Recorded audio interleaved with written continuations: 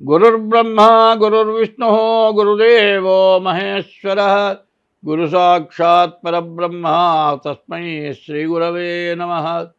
అస్మద్గురు విద్యానందనాథ గురు చరణారవిందాభ్యాం నమో నమః. అస్మద్గురు కాశ్యపగోత్రపవిత్రం శ్రీ మహద్గురు నమో నమః. 2025 సంవత్సరం జూలై నెల 6వ రాశి కన్యారాశి. ఈ కన్యారాశి మాస ఫలాలు చెప్పుకుందాం. ఇప్పుడు కన్యా మిథునాలకి బుధుడు అధిపతి. అటువంటి బుధుడు ఏకాదశిలో చాలా బాగా ఉన్నాడు. రవి ఇంకా బాగున్నాడు, రాహు బాగున్నాడు, శుక్రుడు బాగున్నాడు. 4 గ్రహాలు పూర్తిగా బాగా ఉన్నాయి. బాగున్నటువంటి గ్రహాలు మరి శని, గురువు, కుజకేతువులు. చూడండి ఎట్లా ఉందంటే, కాటాలో రాయి పెడితే తూకం వేస్తే కాటాన్ని మించి మాత్రం ఎవడివ్వడు. కిలోని మించి ఎవరన్నా ఇస్తారా? ఇవ్వరు. ఒక రకమేమో మంచి సగం, చెడు సగం ఉంది. ఈ మంచి చెడు మధ్యలో తట్టుకోవాలంటే చాలా కష్టం. మేము మా చిన్నతనంలో మాగాణి చేలు ఉండేవి. మాగాణి చేల మధ్యలో గట్టు ఉండేది. చదువుకుంటానికి పోవాలంటే ఆ గట్టు మీద వెళుతూ ఉండేవాళ్ళం. ఆ గట్టు మీద జాగ్రత్తగా నడవాలి. ఏమాత్రం తేడా వస్తే ఆ చేలో బాగా బురద తొక్కి పెడతారు నాట్లేయటానికి. కనీసం పిక్కల లోతు బురద కంటే ఎక్కువ బురదలో పడిపోతాం.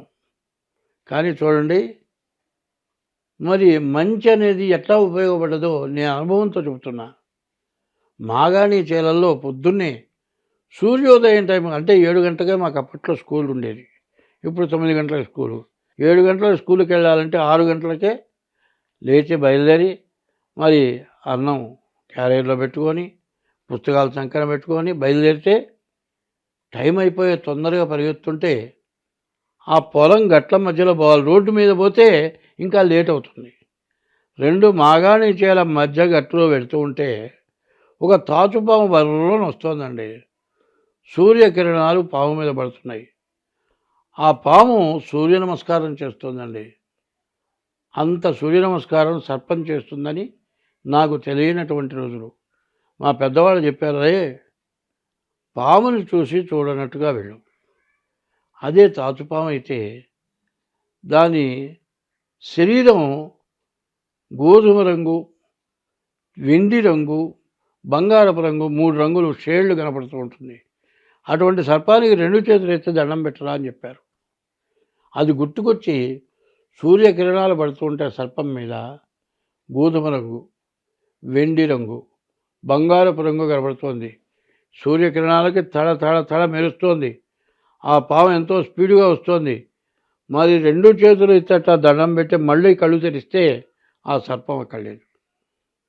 ఎందుకంటే ఒక శ్లోకం ఉంది, బ్రాహ్మణానాం అనేకత్వం. బ్రాహ్మణులందరూ ఒక మాట మీద ఉండరు, ఒక మాటగా ఆధారపడరు. కాదంటే డబ్బు సంపాదించాలనే ఉద్దేశానికి మాత్రం బ్రాహ్మణులందరూ ఒక మాట మీద ఉండరు.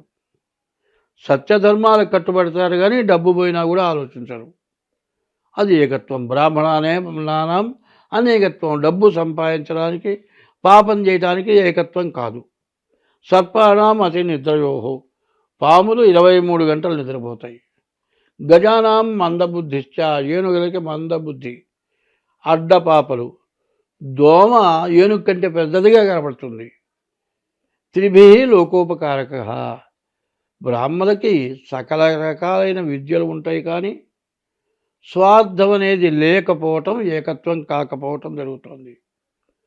పాములు 23 గంటలు నిద్రపోతాయి. 1 గంటలో ఆహారం తెచ్చుకొని తిని దాని స్థానానికి వెళ్ళిపోతాయి. అవే భూమిలో సర్పాలు చాలా ఉన్నాయి. ఆ సర్పాలన్నీ బయటకు వస్తే మన మనుషుల కంటే ఎక్కువ సర్పాలు ఉండొచ్చు అనుకుంటున్నా నేను. కానీ సర్పాలు భూమి లోపలే ఉంటాయి. సర్పాణం అతి నిద్రయోహో. ఎక్కువసేపు నిద్రపోతాయి, ఎక్కువ టైము 23 గంటలు నిద్రపోతాయి. గజానాం మందబుద్ధిశ్చ. ఏనుగులకి మందబుద్ధి. కూర్చున్న చోటు నుంచి లేవలేకపోవటం. త్రిభి లోకోపకారక. ఈ 3 జాతులకి లోకానికి ఉపకారం చేసేటువంటి శక్తినిచ్చినాయి. ఈ సర్పం ఎయిడ్స్ వ్యాధికి సర్పం విషం, తేలు విషంతో ఎయిడ్స్ వ్యాధి పోతుంది. మరి ఇప్పుడు సర్పాలు బతకాలా అక్కర్లేదా? మరి బ్రాహ్మడు విద్య కలిగి అందరూ మంచి చెబుతాడు, కానీ నాకింత ఇస్తే కానీ చెప్పనని మాత్రం ఏ బ్రాహ్మడు అనేది జరగట్లేదు. అదేనా ఒకవేళ తీసుకున్నా మనం తీసుకుంటే ఎంత తీసుకుంటే ధర్మం అనేది ఆలోచించే తగినంత తీసుకుంటాడు బ్రాహ్మడు. సర్పాణామతి నిద్రయోహో, ఎక్కువ కాలం నిద్రపోతాయి, 1000 సంవత్సరాలు బతుకుతాయి. నాగమణి అంటారు, సర్పంతల్లో మణి పుడుతుంది, ఆ మణి కోట్లు ఖరీదు చేస్తుంది. సర్పాణం అతి నిద్రయోహో గజానాం మందబుద్ధిశ్చ, ఏనుగ చచ్చినా లక్షే, బతికినా లక్షే. ఏనుగ అంత విలువ కలిగింది. బ్రాహ్మడు, సర్పము, ఏనుగ ఈ 3 కూడా విలువ గల జాతువులు, పూర్వజన్మ పుణ్యం చేసుకున్నటువంటి జాతులు. కాబట్టి ఇప్పుడు ఏమవుతుంది? సర్పదోషం ఎక్కువ అవుతుంది. ఈ సర్పదోషం రాహుకేతుల మధ్యలో గ్రహాలు కుజకేతువులు గలవటం, ఈ సర్పదోషం ఎక్కువ కావటం చేత వైవాహిక జీవితంలో చాలా ఇబ్బందులు కలుగుతున్నాయి. చివరికి ఏ పరిస్థితికి వచ్చిందంటే మగవాళ్ళు కానీ ఆడవాళ్ళు కానీ పెళ్ళొద్దు, పెళ్లి చేసుకోకుండా దేంతోనో దాంతో అవసరం వచ్చినప్పుడు కాలం గడుపుకుందాం అని తయారై వ్యభిచార గృహాలు బయలుదేరినాయి. తల్లిదండ్రులకు అన్నం పెట్టకపోవటాన వృద్ధాశ్రమాలు బయలుదేరినాయి. ఇది ధర్మమా? వృద్ధాశ్రమం లేకుండా ఉండాలి. వివాహం చేసుకొని భార్యాభర్తలు కలిసి ఉండాలి. మరి సన్యాసి కంటే సంసారి ఎంతో పుణ్యం చేయగలిగి ఉంటాడు. కాబట్టి మన ధర్మం స్త్రీని దైవస్వరూపంగా చూచారు. మరి స్త్రీని మించినటువంటి దైవం లేదన్నారు. అటువంటి లక్షణాలు పోవటం వల్ల చాలా కష్టాలు నష్టాలు వస్తున్నాయి. ఈ నష్టాలన్నీ కూడా ఇప్పుడే బయలుదేరినాయి. దేశంలో చాలా విపరీతమైన నష్టం కలిగి చాలా నాశనమైపోయే పరిస్థితులు వస్తున్నాయి. కాబట్టి మరి సద్గుణం కలిగి భార్యాభర్తలు కలిసి ఉండి దైవ బలాన్ని సంపాదించి ఆడమనిషి పాతివ్రత్యం కలిగి ఉండి భర్తని దైవంగా చూసి అత్తమామలకు అన్నం పెట్టి ధర్మ మార్గంలో నడిస్తే ఈ దోషాలన్నీ పోతాయి, అందరం బాగుంటాం.